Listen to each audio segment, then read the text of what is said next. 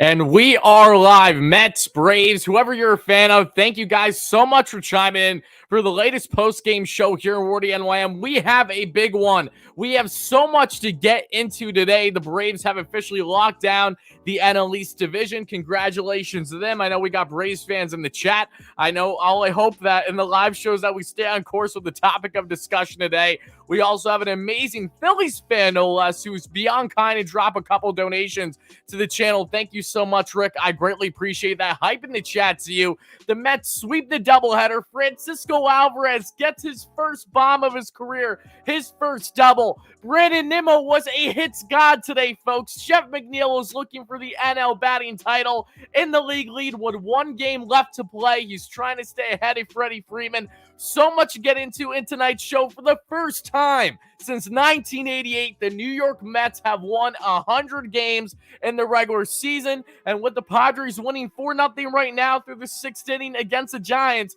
it is more and more likely that the Mets will be matching up this Friday, while I'll be in attendance for the first playoff game I'll ever be a part of. I've never been a part of a playoff game before. That'll be this Friday, more than likely against Yu Darvish and those Padres. So much to get into. I'm pumped up. This feels great again after what was an abysmal weekend. We know the Braves have the division. It is what it is now. Now the time to focus on what's on hand, what's on task for the Mets, and that is not only this series, but it is, in fact, this wild card starting on Friday. So how's it going, everybody? Thank you guys all so much for being here. Make sure to smash that like and subscribe button. Help us get to 100 likes for the first short-term goal. It's greatly appreciated. And help us also get that being 18K subs on the channel. We're just like 100 away. We're going to be doing the Mad Max bobblehead giveaway in tonight's show as well. I'm going to pick a random subscriber here in the live show. Then I'll tell you guys how to email me, how to contact me, and to win the bobblehead. We'll be doing that shortly. But more than anything, before we deep dive these ball games, and again, I'll be fairly quick when I do them because I just want to share raw reactions on this big doubleheader sweep. The Mets getting their 100th win of the year, and now how are they going to be sizing up? A quick preview of what the weekend's going to look like for the Amazons. Let's spam those W's in the live chat. That's what I want to see more than anything. Again, shout out to every single one of you guys being in here. Doesn't matter if you love the Mets, hate the Mets, as long as you guys are being respectful in the chat. That's all I care about. And again, thank you kindly once more for chiming in for the latest post-game show. Let's get those W's in the chat, though. We're feeling good. Again, the Mets, they absolutely look. They were 2 wins away. It would have been nice if they got that 100th win over the Braves. That did not happen. The Marlins shocked the world by winning game 1 of that series, but I knew it wouldn't last. I was not getting my hopes up. And now the New York Mets get their 100th win. They sweep a doubleheaders that they have been dominating all year long. And again, 4th time in Mets history that they have secured 100 wins in one regular season. That is a big deal. Unfortunately for the Mets, the one time that they get 100 wins, they're dealing with another 100-win club in their division, and they outbested the Mets 10 games out of the 19. It is what it is. We focus on what is ahead for this club. Again, thank you guys kindly for being here. I'm very excited. I'm pumped up. Francisco Alvarez, as soon as he came in the game, later in game 2 to be coming in as catcher with James McCann moving to first. I know my brother even texted me. He's like, I just turned the game off. Watch you get his first career hit. Oh, he got his first career hit. More like a 430-foot nuke. That is what Francisco Alvarez did. I'm pumped. I'm feeling great. Again, nice rebound. And we only got one more game around 4:10 p.m. Eastern tomorrow. I don't even know if we're going to cover it. We may be doing a live show tomorrow night as a series preview for the postseason against the Padres, more than likely. We got a lot of content coming out. I'm excited, though. Again, Rick, thank you so much for that dono. Let me get us some water quick. And then I think before, guys, let me know in the chat, should we start out with the Mad Max bobblehead giveaway? We have almost 500 live viewers already. I definitely want to do it earlier in the show to make sure when viewership is towards its highest. So you guys let me know, to all my Mets fans in the live chat, if you want to do the bobblehead giveaway quicker, sooner than later here in the live show. Just give me a simple yes or no answer, and then we'll go from there. And if for whatever reason I click on a random comment and it's not a Mets fan, it's a Braves fan, I'm sorry, you're not going to get the Mad Max bobblehead. It's only going to Mets fans, and rightfully so. Before I check the comments, though, let me address some donations real quick. I don't know when I'm going to cut this off for people on replay. Again, I just want to go with the flow of tonight's show, guys. We have a lot that we have to deep dive from this game. I know that I did a good job recapping it for you there, but we're going to go in the nit and gritty what happened basically each inning in games 1 and 2. We'll start with game 2 because that's what the Mets just did. Of course, winning and securing the series sweep. Not series sweep, pardon me, doubleheader sweep, rather. Thank you for the dono, Victor. I appreciate that a lot, my friend. I did see a couple other donations. Yoshima, thank you kindly for the dono. Yoshima says, Mets were a wildcard team in 2000. Let's go the distance, baby. I mean, the Mets, mean, the Mets were what? If you look just in 2015 in comparison, I know the Mets won the division that year, but they were also a team that, wins-wise wasn't to the same length as a 100-win ball club. The Mets haven't done this literally since 1988. That's a big deal for this team, and that's a big deal for this fan base. We have to enjoy this. We need to enjoy this because, again, these seasons are hard to come by. There's no guarantees that the Mets are going to be a 100-win team next year. There's no guarantees on how everything's going to go. The Mets have a lot of free agents this offseason. They're going to have to make a lot of moves. We'll address that hopefully not as soon as talking about the offseason after this weekend, hopefully a long time from now. The season just beginning in the postseason for this team. But yeah, let's go the distance indeed. John, thank you so much for the dono. I appreciate that. Was a good regular season. On to the Padres. Thank you, Wardy, for all you do this offseason. Thank you kindly for your support, John. I greatly appreciate you. God bless. I want to make sure I didn't miss any other donations. I see Larry, Yoshima, great members, and show all my other great members and normal viewers. Thank you guys for chiming in. Greatly appreciate every single one of you guys. Again, Rick, you're an absolute beauty. A Phillies fan being that generous to me, my goodness gracious, are you kind heart? I greatly appreciate that, seriously. And good luck to your Phillies. It looks like they're going to match up with the Cardinals at this rate. I know that they broke up their no-hitter in Houston against the Astros in the 9th, thanks to the former Astro who just got his World Series reign, that being, Garrett Stubbs. That's kind of crazy. But no less, yeah, I think most of you guys want to do the bobblehead giveaway now. Okay, so my upwards of 500 live viewers, guys, this is what I'm going to ask for you. Everybody in the show, if you are in fact interested in winning this Mad Max bobblehead, we're about to get it started here in a minute or so. All I ask of you is that if you want it, just say me. You guys go in the chat, try to comment only once or a couple times and just say me. Probably in the next minute or two, we're going to just spam it in the chat. Everyone that wants a chance at winning this bobblehead, say me. Again, get it started now. That's great. Say me. We'll get it started for like a minute or two. And then I'm going to look away. I'm going to scroll up and down in the live chat. I'm going to pick one lucky subscriber to win the bobblehead. And then from there, I'll tell you guys how to reach out to me. And then hopefully I can get this sent your way within the next week or so. That would be awesome. Again, long overdue. I meant to do this when Max was pitching against the Braves over the weekend. But I mean, the Mets did not play well that game. Max didn't have a good start. Didn't feel like a good time to do it. I said next time the Mets would win and we would cover it, that's when we would do it. So we got a bunch of me's in the live show. I'm going to wait another minute and then we're going to get in. Again, if you want a chance at winning this bobblehead, once more to everyone in the live chat, make sure you're spamming me in the live chat. And then I'm going to randomly pick one subscriber, and I'm going to look away. There's going to be no bias here whatsoever. I just hope that the first pick is, in fact, a Mets fan, because if not, then I'm going to have to redo it again. But yeah, a lot of you guys are familiar faces. Some of you guys aren't as well. So hopefully, no less, we get it to a genuine Mets fan in here in the live show. All right, we're going to scroll up. I'm going to address one more donation, and then we're going to do the bobblehead giveaway. Then from there, I'm going to see more of your raw reactions from tonight's ball game, along with the fact of, how did these ball games happen? How the Mets perform, sweeping the Nationals in both games. 4-2 was your game one win and 8-0, scoring 7 runs in the first inning. That was a statement right there. So let me see. I did see one dono I do want to address real quick. I don't want to miss it because it was really high up in the chat after the me's started. Hold on. Bear with me 1 second, everybody. I just want to make sure I can get to it in time.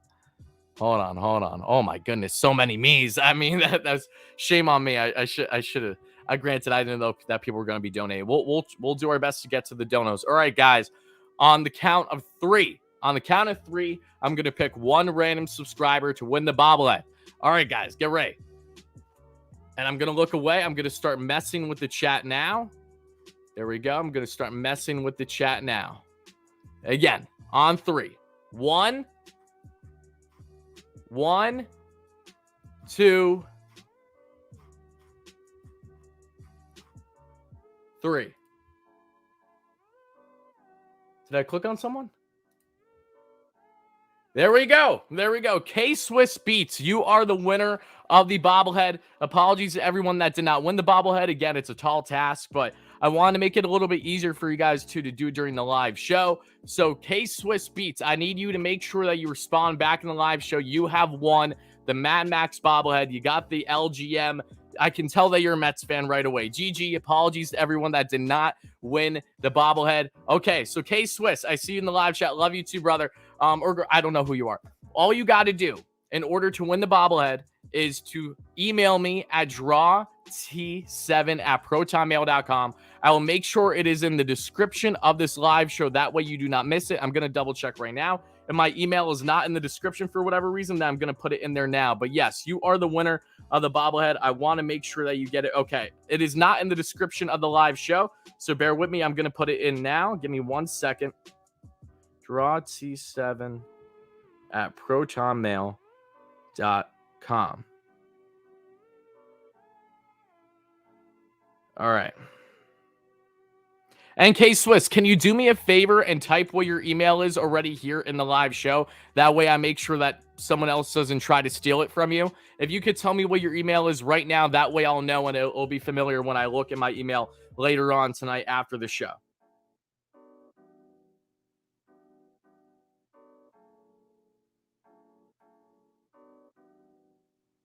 Let's see. K-Swiss, when you get a chance, try to let me know what your email is in the live show so that way I can, I'll know it's you. Okay, we got that. I just put that in the description. I'm going to look for your comment, and then once I see it, we're going to go forward here with the live show tonight, guys. Freeman 0 for 2 tonight. Hopefully that continues. Absolutely. I know Jeff McNeil is currently at what? 320. McHitz is at 326 with his average right now. K-Swiss, I got, hopefully you're seeing this, and that way I know what email is yours. So try.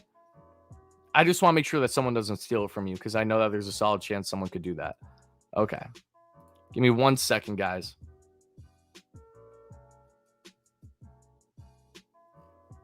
Okay, K-Swiss. Again, I just put it in the description of the live show. All you got to do once more is reach out to me, email me, tell me you are the winner. Give me your email info. That would be great. Again, if you could tell me your email here in the live show, that'd be awesome just to make sure that I can know for certain who's going to be emailing me. But no less, make sure to reach out. Yeah, that's all I gotta say. I don't see her or him in the chat right now, but hopefully they reach out to me and then we'll go from there. I'm gonna keep that comment pinned for a while, to make sure that I don't miss it. Give me 1 second, everybody. Apologies for the hold up again. I really want to make sure that we got this bobblehead going. Unclaimed, no, they claimed it. They claimed it. If for whatever reason they don't reach out, I'll redo it. But I know sending now. Okay, awesome, K-Swiss. Thank you.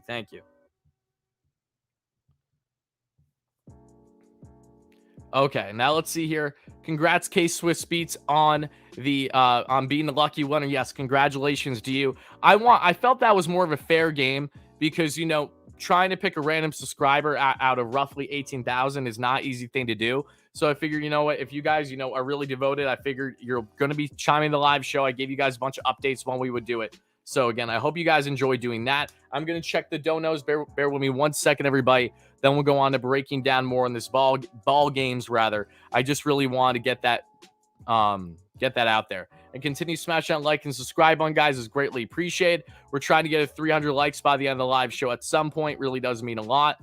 Hold on, guys. We're already at 100. Thank you guys so much for that. Continue smashing those buns. Really does mean the world to me. Going to try to see if I can catch up with the donos, though. So give me 1 second. Hold on, everybody.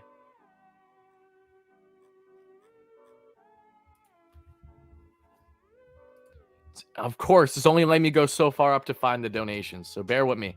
Bear with me 1 second, everybody. I got to go as far up in this chat as humanly possible. I don't even know if I'm going to catch up to the donos in time. Someone said not me, which I actually thought was hilarious. If you don't want it, then don't say anything. It's that simple. I don't know why you would do that. But again, congratulations once more to you. I'm happy I've had this bobblehead for too long because I was getting to the point where I'm like, I'm going to keep this thing if we don't do it sooner than later. It's that nice. So give me 1 second, everybody. And Harrison, thank you for the kind words, brother. I appreciate you. Hold on. Going all the way up in the chat. I know we got me's for days. I just want to address because I know there were a couple donos that I probably missed. And I apologize if I missed yours and don't get to it. I do apologize in advance. So many comments. It's actually insane. Give me 1 second, guys. And then we'll go on with the show. It's going to be a longer show tonight, so no biggie. Also, guys, let me know in the live chat, what is your biggest takeaway from the Mets securing their 100th win tonight? Is it just the fact that they first time since '88 that they have 100 wins? Is it Brandon Nimmo being literally a god, a hitting machine, an extra base machine tonight for the New York Mets? Is it Francisco Alvarez hitting twice against righties, having ridiculous max exit velo, having a home run and a double after coming in as a pinch hitter, coming in the catching spot for McCann in the 5th, 6th inning. Like, whatever your biggest takeaway is from tonight's games, let me know here in the live show. I would love to see it. Okay, here's one. Thank you so much for the $5 dono. The historic rule change that ruined the Mets season, adding DH to NL after 100 years. Mets would have won 105 games without no. I disagree. I disagree wholeheartedly. As abysmal as the Mets DH was this year in a lot of ways, it would be even worse if you had a pitcher in that spot, in my complete and honest opinion. So I respectfully disagree, and I think the Mets DH is going to be far superior, better, because they won't hopefully be shuffling as many guys as they have this year. They're going to have more guys that they're going to be able to give a leash to, not only from the farm, but also if they do any offseason acquisitions. There was like one other dono. I'm not sure if I'm going to be able to find it because the chat limits me how far I can go up in the chat.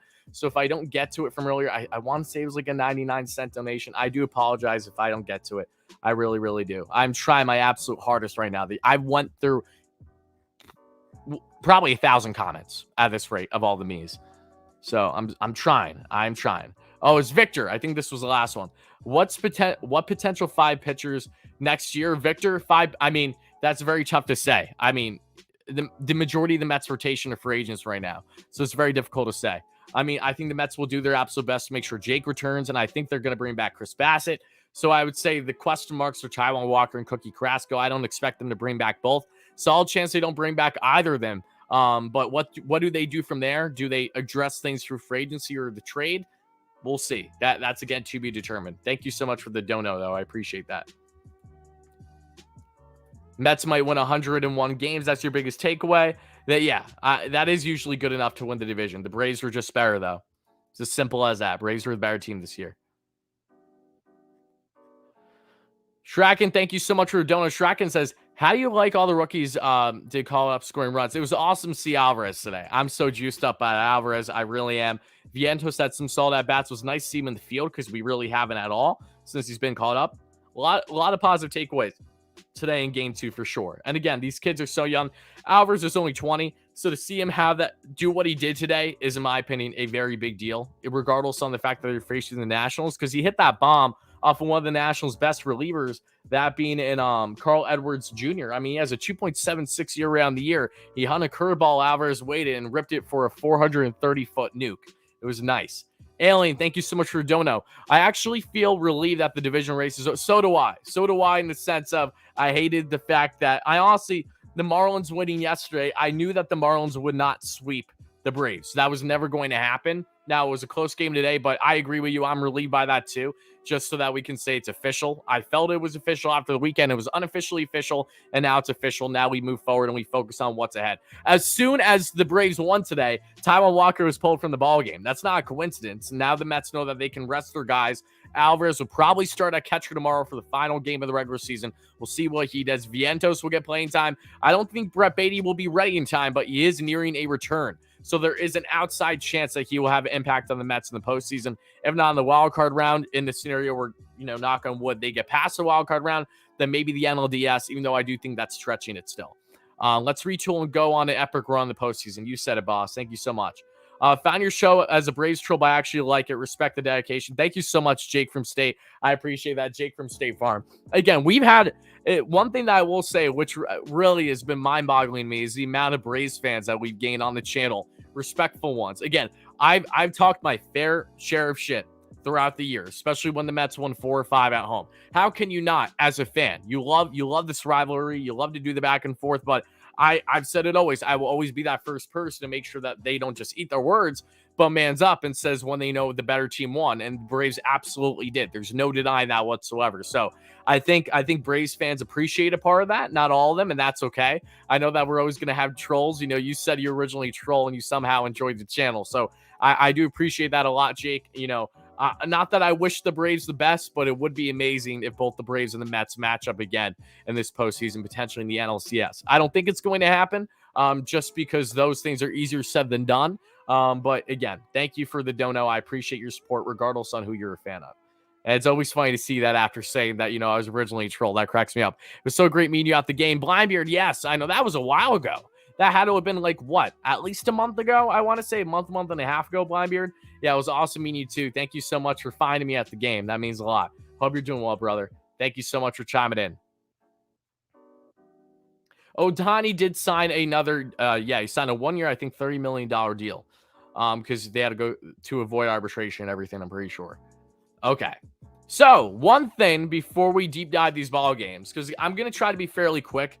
These game two, especially a lot of offense. I'm excited to break it down, but double headers, I don't want to bore you guys with over 10 minutes straight of just breaking down stats. So, my question to everyone, and I'm actually going to put this up in a poll right now. I think it's going to be a pretty unanimous answer, but let me just put up a poll right now and see what you guys have to say. And we're halfway to 300 likes already in the live show. Thank you guys so much for that. Continue smashing those buttons.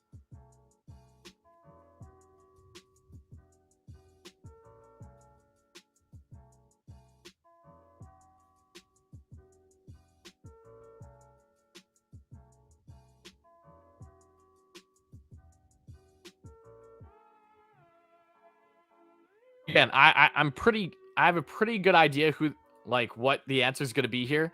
But guys, we have a poll in the live show. Make sure to hit. We'll check back on it probably in 20 to 30 minutes. And the question is, who should be the Mets number 4 starter, especially if they get to the NLDS? I think there's a pretty obvious answer as to who that should be between Taijuan Walker and Carlos Carrasco. But I'm curious to see if it's as unanimous as I expect to be, or if we're going to have more debates than maybe I was initially expecting. So make sure to answer in the live poll. If you guys want to say in the live chat too, then awesome. I'm going to check real quick as well to make sure that they reached out to me. Hold on one second.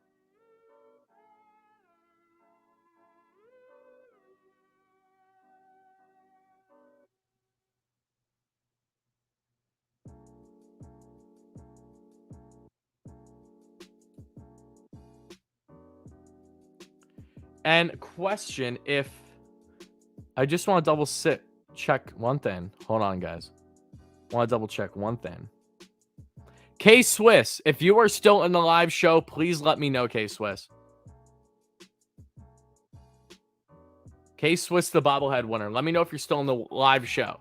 I just want to confirm that your email is you. Mark, thank you so much for your dono. You're here. Okay, K-Swiss. Is your email not going to say the whole thing? Just going to say 885. Is that correct? Is 885 in your email? That's all I'm asking. We fell short of the title, but still in the playoffs and expecting much. Love your show. I'm expecting your sweep with the stick. Yeah, that would be nice. Again, I don't even know for certain if we're going to do the post-game show tomorrow. We may toss up. Depends, because I might do a live show tomorrow night too if we get to do a live show with the podcast. That is a little tidbit for you guys. We don't know for certain, but we are eyeing to do a live show for the podcast potentially tomorrow night as a playoff preview for Bleav in Queens episode 27. It'll be the first live podcast on the channel. Myself, Anthony Recker, that you guys love on the show, from MLB Network, former New York Met, and Joe Serralo. So don't know for certain, but we are going to try to do that tomorrow. So if there isn't a post-game show tomorrow, that is the reason why, if we feel that we just want to go right to doing a live show. So TBD, we don't know for certain. Mark, you've been an absolute beauty. I love your support. Thank you so much for what you sent me in the past as well. I greatly appreciate you. Okay, K-Swiss, you said that's your email. Perfect. I will get back to you tonight, if not tomorrow, at the absolute latest. Thank you again. Okay, K-Swiss says, where do you make my night? Let me just say that this season has been amazing. If we can keep the core of this team together, we can be a perennial playoff team for the first team in forever. LFGM. Absolutely. Again, this is the first year of many for the New York Mets in being a top dog. Is there an echo? I don't know. I don't think there's an echo for my mic. Let me know in the chat if there is, for anyone other than Mr. Delightful, great member. No, you're right. This is the first year of many for the New York Mets being a top dog in the NL East. Now, top dog isn't always going to mean winning the division, because we've learned that, you can win 100 games and still not win the NL East because of just how good the Braves are. And all respect to them for doing what they did. But yes, I agree. This is wholeheartedly the first of hopefully many years for the New York Mets staying a perennial contender, and making great things happen every year. They're not going to win a World Series every year. What they do this year could go deep, and it could end as soon as this weekend. All I know is I'm going to be unbelievably proud of this team for a very long time and everything that they've been able to accomplish. And I just hope that for their sake that they go on a deep run this year, give us fans something to really be excited about when it matters most come postseason play. And then ultimately, when we get to the offseason next year, we'll see what they do then. Walter said, Carrasco, call me crazy. You might be a little crazy, not going to lie. Not going to lie. But all right, guys, hold on. Give me 1 sec. I'm still pumped up. This feels really good. Again, the Mets needed a sweep, and they need to have a dominant win. Game 1 wasn't an impressive win. Even with all the weather and everything going on, Game 1 wasn't pretty. They left plenty of guys on base. But Game 2, however, Game 2 was pretty. Game 2 was really nice. It was a lot of front-loaded scoring, but they did everything that they needed to. More than anything, the bullpen was damn good for the Mets all day long. The Mets bullpen did not give up one run, and one man that deserves to be my Warriors top 5 over Adam Ottavino. You could rightfully argue the only reason I do not have him there is because I already had the graphics set and made, and I want to go live right away. That is Tylor Megill with 2.2 scoreless innings in Game 2 to close 2.1 scoreless rather to close out Game 2 and close out. Isn't it crazy how Tylor Megill, the man who was the opening day starter for the Mets, closed the game to secure 100 wins for the Mets? Crazy year that he's had with his injuries and consistencies. Love Tylor. Shout out to Julie, great member on the channel as well as Mama. Edwin, thank you for the dono. Edwin says, Braves fan here. Feel bad for the Mets. 100-win team deserves a top wild card seed at worst. Think the MLB should revisit the playoff scene. So Eden, if I'm saying your name wrong, I apologize. First, thank you for the dono and for the kind words. I think that this is the only year that we're going to have playoff seeding like this. Call me crazy. I think that this is going to change as soon as humanly possible. I think the seeding is stupid. It sucks that, again, one win difference potentially between the Mets and the Braves would dictate someone getting like a week bye and the other only having 1 day off to start their postseason. And then in the best case scenario where the Mets do get through the wild card, again, this is all hypothetical right now. They do get through, then they have to face the Dodgers. So, I mean, that's why it's crazy how much significance the division has on winning or losing in the case of the NL East in particular. I mean, it can make your road a lot easier or it can make it a lot more difficult. For the Braves, they're going to get the easy path basically till the NLCS as long as they do what they're supposed to do. And for the Mets, they are going to have a fairly uphill climb the entire time. Doesn't matter how great of a ball team they are. They're going to have more games, short rests. They're not going to be able to reset their rotation to the degree that they wanted to. I mean, if Jake pitches on the Game 1, the wild card, then, you know, if the Mets, say, hypothetically win the first 2 or just win the series overall against the Padres, then you're not going to have Jake to start that series against the Dodgers. So, again, a lot changes, and it's crazy, but yeah, I don't think that this playoff format's going to last long whatsoever, in my honest opinion. Thank you so much for that donut, though. I'm not saying that just because the Mets are in the wild card. This is something I felt for a while. The format, it's crazy, again, how much that seeding dictates so much. Doing a podcast with Hog on Friday? No clue, Cobra. No clue. All depends on our scheduling. I know that Hog wants to do stuff with me, and I do with him as well, because he's the Padres guy. But we'll see. Love Hog. Dave, thank you so much for the $50. You're absolute beauty. Thank you for being the best ever. You got me through all the ups and downs of the season onto the playoffs. Dave, I try my best. I know it's not easy. Again, the Mets, they've done things this year that I wasn't expecting them to do in a negative fashion. They've done a lot of great things this year that I was, overwhelmed rather, because I wasn't expecting it. I mean, the Mets, all things considered, have had a tremendous season. It has been an absolute pleasure covering this team on a daily basis, and I cannot wait to see what is in store for them come postseason. But thank you so much for the dono. Thank you so much for your endless support, Dave. You're one of the biggest OGs here on the channel. Love you to death. Thank you kindly for that donation. Hype in the chat to Dave for being an absolute beauty, as always.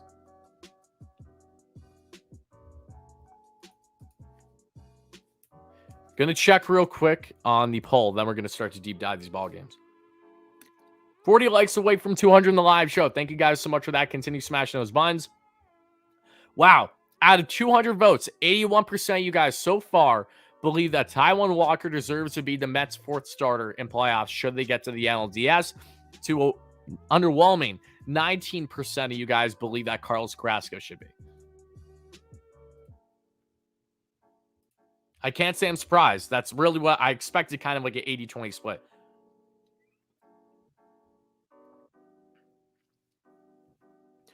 Mab, exactly, man. Exactly.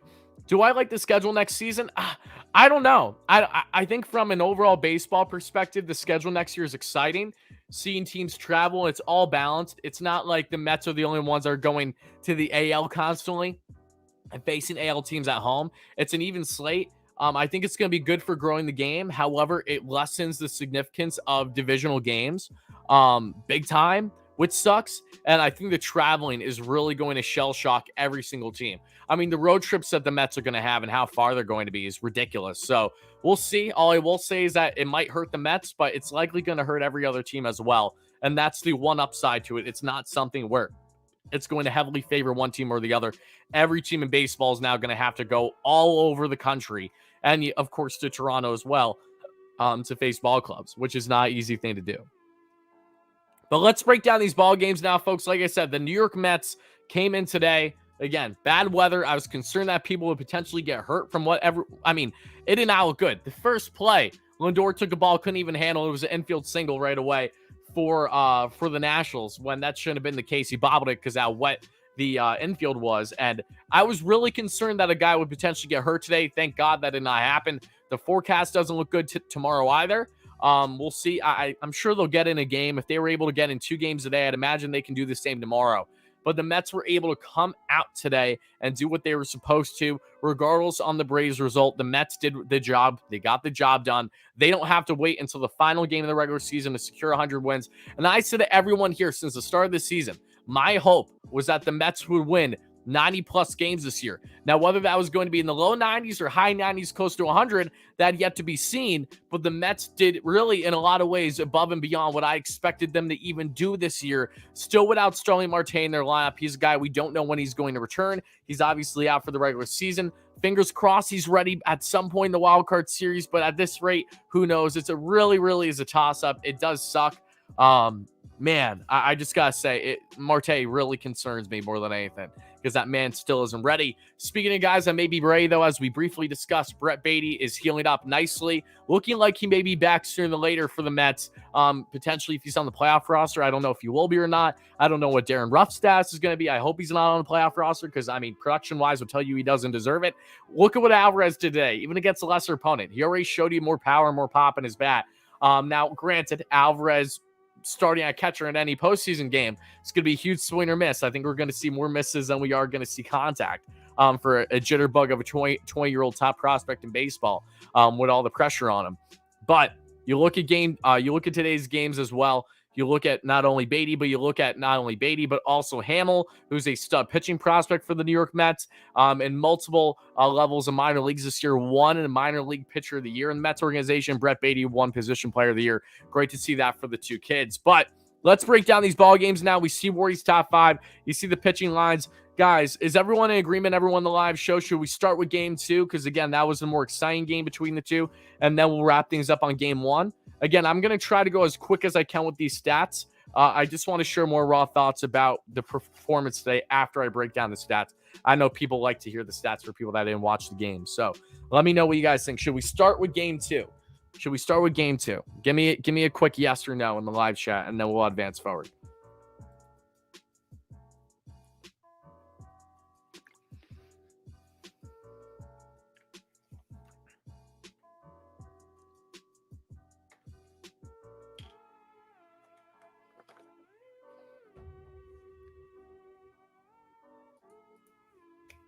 Okay, we're starting with game 2. Perfect. Again, this is where the offense happened. And what happened in game 2 after the Mets already won game 1 of the doubleheader today? They just went out and did the first thing that they've ever done in their franchise's existence, and that was to hit 3 straight home runs to begin a ball game. That started off with the man who raked in game 1 as is, that being in Mr. Brandon Nimmo with his solo bomb. Francisco Lindor, who has not looked good at the plate over his past couple of series, he said, all right, I'm done. I'm going to snap out of this. Even though he only had 1 hit all day, he got himself a solo bomb back-to-back for the New York Mets between Nimmo and Lindor. Jeff McNeil McHits, who's trying to win the batting title this year, he said, yeah, I'll get in on the home run. He does it back-to-back-to-back. The New York Mets automatically up to a 3-0 lead on Espino and the Nationals without even an out. And then right after that, Pete Alonso rips himself a single that gets through the infielder of the Nationals. After that, Daniel Vogelbach with a walk. Eduardo Escobar with a walk. 6 straight batters get on base for the New York Mets with an out and out to start game 2 of the ball game. And just like that, Espino comes out of the game, Garrett comes in, who was the extra man for the Nationals reliever-wise today.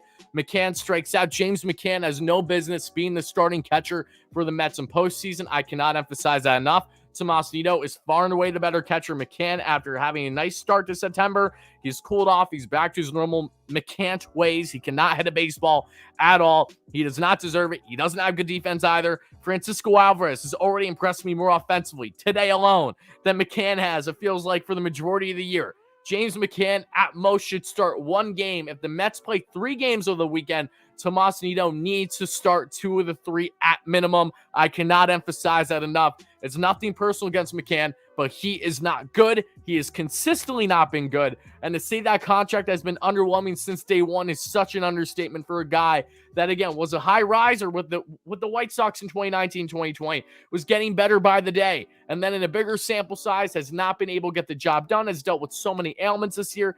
This guy is not a starting catcher for the New York Mets.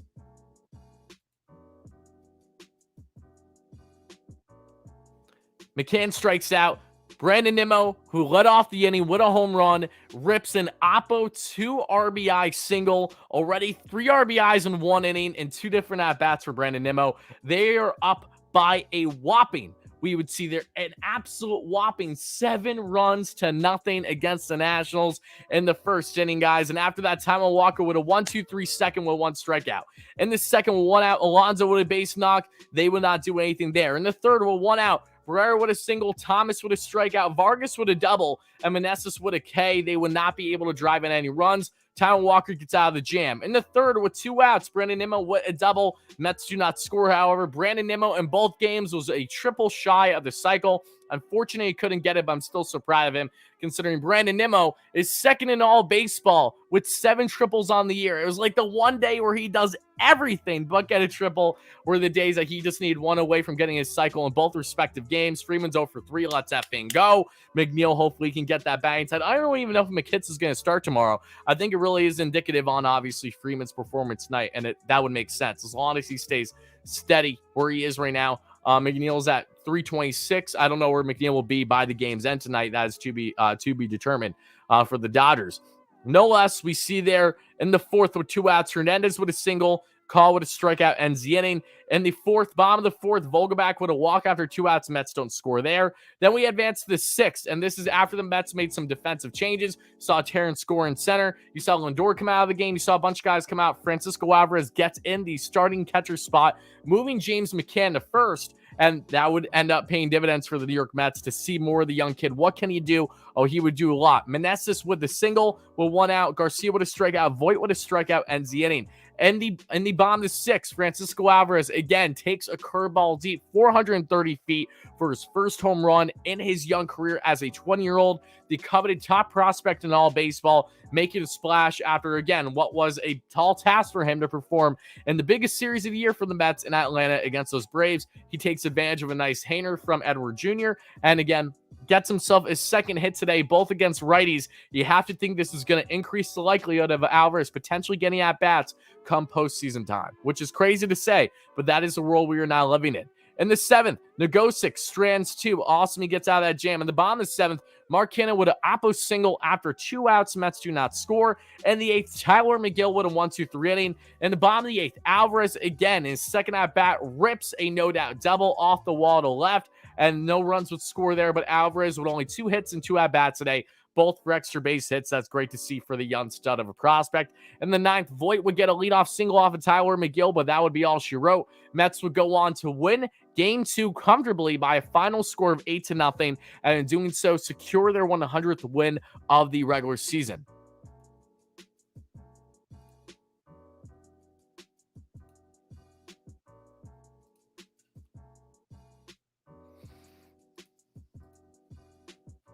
Donta, thank you for the kind words. I appreciate you, my friend. Thank you kindly for that. Always appreciate the kind words. The pitchers may want McCann, Josie. I kind of doubt that. I'd be surprised if 2 of the 3 pitchers would want McCann over Nido. Nido has proven to be the better defensive catcher for the Mets all year long, and he's better hitting catcher. I can almost promise you that if it's up to them, they're taking Nido. Between Jake, I know, is taking Nido. Max, I know, is taking Nido. So I think what it'll come down to, again, is depending on if Mets win game 1 or not, will be indicative on if Nido goes both 2 out of 3 games or not, or just back-to-back. I'm not opposed to the Mets having Nido in both games 1 and 2, and that is enough to get the job done in the wild card out of 3 games against the Padres. If not, then we have a different discussion. Sprite, thank you so much for the dono. I appreciate that. Sprite says, keep on rising, Tyler. Love that you are branching out. Love the Bleav in Queens podcast. You, Joe, and Record doing amazing.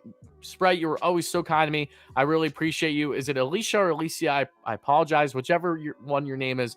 Thank you so much for the support. You're always retweeting stuff when we come out with the pod. I noticed. Thank you kindly. I greatly appreciate that. And thank you so much for the dono. You're a phenomenal member. Great supporter here. Hype in the chat for Miss Sprite over here. Always appreciate her support, guys. I hope you guys are enjoying the podcast as well. Our last podcast was the best we've done numbers-wise since the trade deadline. Naturally, that tends to happen. When bad things happen with the Mets, we come together in unison.